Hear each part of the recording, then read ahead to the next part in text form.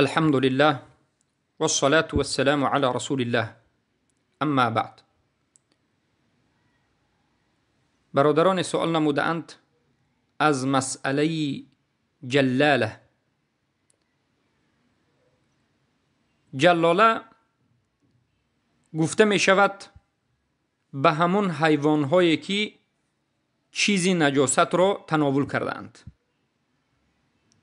یا حیوان هایی که به چیزهای نجاست پرورش کرده می شود. این چنین حیوان ها را و این مسئله را جلاله می گویند. پس سوال اینجاست که حیوانی که نجاست خورده است، حیوان هایی که گوشتش خورده می شود، بمانندی شتر، گاو، گوسفند، اسب، یا بگوییم از پرنده ها مرغ و غیره، هر چیزی که گوشتش خوردنش جایز است و حلال است، اگر نجاست بخورد یا که این حیوان های گوشتش خورده شونده را به چیزهای نجاست و حرام پرورش کرده شود، آیا گوشت این حیوان ها حلال است؟ استعمال کردنش ممکن است؟ آیا شیرش ممکن است؟ یا به بالایش سوار شدن ممکن است یا نیست؟ یا اگر مرغ باشد تخمش آیا خورده می شود یا نمی شود؟ البته در این مسئله حدیث ها وارد شده است. مسئله، تصوری مسئله همین است. همین مسئله رو مسئله جلاله میگن. البته حدیث های صحیح در سنن و مسند روایت شده است از رسول اکرم صلی الله علیه و سلم که رسول اکرم صلی الله علیه و سلم خوردن گوشت حیوان جلاله، یعنی خوردن گوشت همون چارپایی که حرام یا نجاست را خورده یا که به نجاست پرورش یافته است، رسول الله نهی کردند از خوردن گوشتش، از سوار شدن به این حیوان و از نوشیدن شیرش. و جمهور فقها میگن که این چنین تخم مرغ هم به این همراه و داخل به همین مسئله می شود. یعنی مرغی که اگر نجاست خورده باشد تخم اون رو هم خوردن جایز نیست. حدیثی سه در این مسئله از عبادله از سه عبدالله که صحابگان رسول اکرم صلی الله علیه و سلم بودن روایت است. از عبدالله ابن عباس رضی الله عنهما، از عبدالله ابن عمر رضی الله عنهما و از عبدالله ابن عمرو ابن العاص رضی الله عنهما. اولین حدیث از عبدالله ابن عباس رضی الله عنهما این است که میگن که ان النبی صلی الله علیه و سلم نهى عن لبن الجلاله. امام ترمذی روایت میکنند و البته این حدیث رو امام نووی، ابن حجر در کتاب فتح القدیر در مجله نوم صحیح میدونند و به شرط امام بخاری میدونند و البانی هم این حدیث رو صحیح گفتند، به شرط امام بخاری صحیح گفتند. پس ابن عباس رضی الله عنهما میگن که هر اینه همانا که رسول اکرم صلی الله علیه و سلم از نوشیدن شیر جلاله ما را نهی کرد. و علما میگن، البته بمانند احمد ابن حنبل میگن که النهی یقتضی علی التحریم، یعنی نهی تقاضا میکند به حرام بودنی همین مسئله، یعنی نوشیدن شیری حیوانی که نجاست خورده است. این حدیث دلیل میشود به این که حیوانی که نجاست خورده شیر او را خوردن، نوشیدن جایز نیست. و حدیث دوم از عبدالله ابن عمر رضی الله عنهما است که میگویند قال نهى رسول الله صلی الله علیه و سلم عن اکل الجلاله و البانها. امام ترمذی این حدیث را هم روایت میکنه با رقم 1824 و البانی این حدیث را صحیح میداند و در صحیح سنن ترمذی ذکر شده است.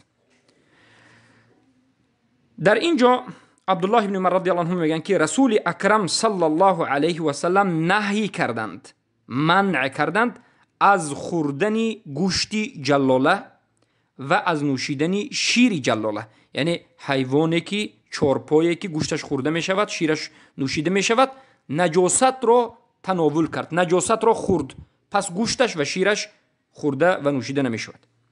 و حدیث سوم، حدیثی البته صحیح است که از عبدالله ابن عمرو ابن العاص رضی الله عنهما آمده است که میگویند ان رسول الله صلی الله علیه و سلم نهى يوم خيبر عن لحوم الحمر الأهلية وعن الجلاله وعن ركوبها وعن اكل لحمها. همانو که رسول الله صلی الله علیه و سلم نهی کردند، من کردند در روز خیبر، در جنگ خیبر، از گوشت خرهای خانگی، یعنی حرام کردند خوردن گوشت های خرهای خانگی را، و از جلاله یعنی حیوان هایی که نجاست خورده است، تناول کرده است، به نجاست پرورش کرده شده است، یا خودی حیوان خودش آزاد نجاست را تناول کرده و خورده است، از خوردن گوشت این حیوان هم رسول الله صلی الله علیه و سلم من کرده اند و از سوار شدن به این چنین حیوان هم من کردند. یعنی اگر اسب شما یا خر شما نجاست را بسیار خورد یا به نجاست پرورش کرده شود، به سوار شدن به این حیوان هم جایز نیست. سوار شدن به این حیوان هم جایز نیست و سوار شدنش رو هم رسول الله صلی الله علیه و سلم من کردند، چرا که عرق از بدنش میبرد و بوی نجاست به انسان میرسد. و این چنین و عن اکل لحمها، و از خوردن گوشت این چنین حیوان هایی که در اصل گوشتش حلال است اما به سبب نجاست خوردنش رسول الله صلی الله علیه و سلم من کردند. این حدیث در روایت امام مسلم آمده است با رقم 4447 و ابن حجر اسقلانی در کتاب فتح الباری مجله نهم این حدیث صحیح میدانند، حسن میدانند، و البانی این حدیث را حسن میدانند و در سنن النسائی، صحیح سنن النسائی این حدیث ذکر شده است. پس از این سه حدیثی که عبادله رضی الله عنهم روایت کرده اند، ما همین را میفهمیم که این حدیث ها به ما بیان میکند که سه چیز از حیوانهای جلاله من کرده شده است: خوردن گوشت حیوانهایی که نجاست خورده است و نوشیدن شیر حیوانهایی که نجاست خورده است و سوار شدن به این حیوانها، تناول گوشتش، نوشیدن شیرش و سوار شدن به این حیوانها. و چخیلی که گفتیم در موسوعه الفقه در مجله 8 آمده است که جمهور علما و فقها میگن که تخم مرغ هم به همین مسئله داخل می شود و خوردن تخم مرغی که نجاست را تناول کرده است در کتاب انصاف و این چنین در کتاب انصاف ذکر شده است. پس بارک الله فیکم این حدیث ها دلالت میکند. بار دیگر به شما از اقوال علما بیان میکنیم که جلاله چیست. جلاله همان حیوانی که جله را میخورد. جله چیست؟ جله این یک چیزی نجاست است، خیلی که در حدیث غریب الحدیث ذکر شده است. ابن قتیبه یا که قاسم ابن سلام اگر نظر کنید میبینید. ابو داود رحمه الله صاحب کتاب سنن ابو داود رحمه الله محدث امام اهل سنت و الجماعه میگن که الجلاله التي تأكل العذره، جلاله همون حیوانی که عذره چیزهای نجاست را تناول میکند. در سنن ابو داود همین سخن را ابو داود ذکر کردند. و امام ابو داود از امام احمد ابن حنبل رحمه الله ذکر میکنند که امام احمد ابن حنبل میگن که الجلاله جلاله ما اکلت العذره من الدواب والطیر، همون حیوان هایی که نجاست را تناول میکند از چارپاها، حیوان های چارپا و از پرنده ها. در مسائل امام احمد روایت است و ابو داود هم روایت نمودند. پس جلاله حیوان هایی که یعنی نجاست را تناول کرده است یا به نجاست پرورش شده است، خواه از شتر باشد یا گفتیم گاو باشد یا اسب باشد یا بگوییم گوسفند باشد یا مرغ باشد یا دیگر از حیوان ها باشد که گوشتش خورده میشد اما به سبب نجاست دیگر خورده نمیشد. بارک الله فیکم. خیلی که این سخن رو امام نووی هم ذکر کرده اند، همه این سخن رو. مسئله دیگر این است که آیا گوشت این حیوان ها یعنی مطلقاً خورده نمی شود یا که یگان علاج برای این هست؟ البته علما این حیوان ها را به یک چند قسم تقسیم میکنند. اولا میگند حیوانی که نجاست را کم خورده است، یعنی نسبتی علفهایش پاک است، علف پاک یا یک چیزی پاک را میخورد، اما از این 100% که تناول کرده است 5-10% چیزی نجاست است.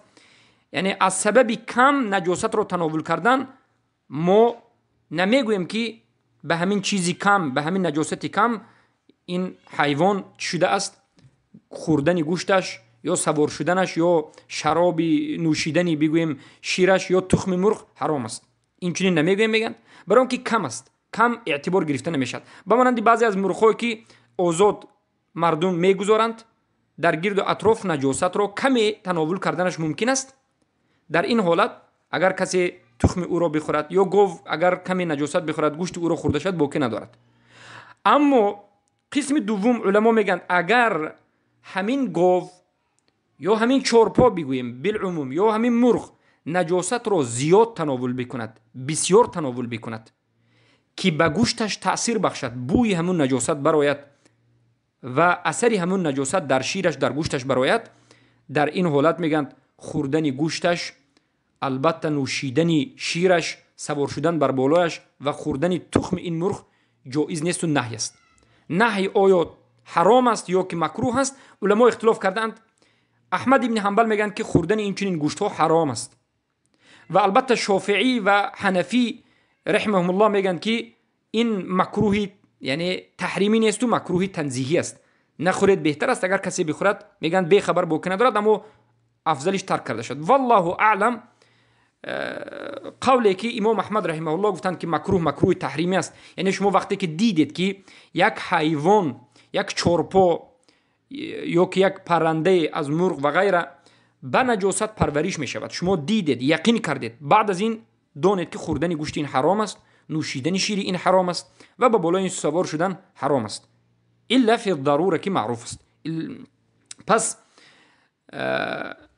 این قولی راجح بود. والله اعلم. ما سخن احمد بن حنبل را در اینجا انتخاب میکنیم. اما در حالت هایی که انسان به احتیاج واقع می شود، ضرورت می شود، بعد به دیگر مذهب ها همچون یعنی من باب نجات باکی ندارد که معروف است این مسئله. بارک الله فیکم. پس این هست مذهب علما که اگر حیوان بسیار نجاست را تناول کند یا به نجاست پرورش کرده شود، مثلا میگویند که امروز بعضی از والعیاذ بالله فرمه هایی که در زمین کفر هست، اونها حتی همین گاو و چرپایان را به بعضی از باقی مانده گوشت های خوک و غیره تناول میکنند و البته این خوردن این گوشت های این جایز نیست و حرام است. پس انسان باید چیکار کند که گوشت اینها حلال شود؟ مثلا یک مسلمان این گوشتی حیوان را اگر نخورد، این حیوان را چگونه میتواند که پاک کند؟ البته علما در این مسئله سخن کرده اند. علما میگن که حیوانی که نجاست را خورده است باید پاک کرده شود، یعنی به او علفی تازه، طعام پاک و حلال، یعنی طعامی که نجاست نباشد، یک چند روز داده شود تا اینکه بوی نجاست از اون نابود شود، تا اینکه از پیشابش بوی نجاست نآید، بوی همون نجاستی که میخورد. و بعد از این چی کند؟ بعد از اینکه این حیوان پاک شد بعد ذبح کند و تناول بکند. بارک الله فیکم. و البته بعضی از علما، ایده از علما، چخیلی که حافظ ابن حجر رحمه الله بگویم نقل میکند از شافعی و حنابله و بعضی از دیگر از علما، عددی روزهای معینی را هم ذکر کردند. مثلا از عبدالله ابن عباس روایت میکنند که عبدالله ابن عباس میگفتند که جلاله مرغ یعنی پاکشوی مرغ، اگر مرغ نجاست را بخورد 3 روز باید محکم کرده دانگی تازه یعنی طعام تازه پاک داده شود. وقتی که 3 روز مرغ محکم کرده شد و فقط چیزهای پاک داده شد، بعد از این اگر تخمش بیاید خورده می شود، اما تا این وقت تخم او خورده نمی شود. و بعضی از علما گفتند اگر اشتر یا که گاو نجاست را بخورد 40 روز باید این گاو به علفهای پاک و چیزهای پاک چی کرده شود؟ پرورش کرده شود و در مدت 40 روز از بدن او همه چیزها نجاست ها بیرون می شود. و به غنم یعنی به گوسفند گفتند که 7 روز باید محکم کرده شود، به مرغ 3 روز گفتند. این چنین عده علمای هم هستند که از ابن عباس مسئله مرغ را روایت میکنند. اما قول راجح والله اعلم همین است که وقتی که شما یک گاو یا یک حیوانی را دیدید که به نجاست پرورش می شود یا نجاست خورده است، به خانه می آورید یک چند روز معین، 3 روز، 4 روز، 5 روز به خود شما این وابسته دارد. طعام پاک و علف تازه میدهید، بعد از این که میبینید که از پیشابش و از همون حیوان بوی نجاست رفته است، بعد از این میتوانید که ذبح بکنید و بخورید. این همه برای حلال کردن لقمه پاک است. برای که لقمه در نزد مسلمان ها بنا چیزی ضرور است. وقتی که لقمه حرام است، والعیاذ بالله، یعنی عبادت و دعا قبول شدن اونها زیر سوال می رود. بارک الله فیکم و حیاکم الله و ایاکم. این بود مختصری مسئله جلاله.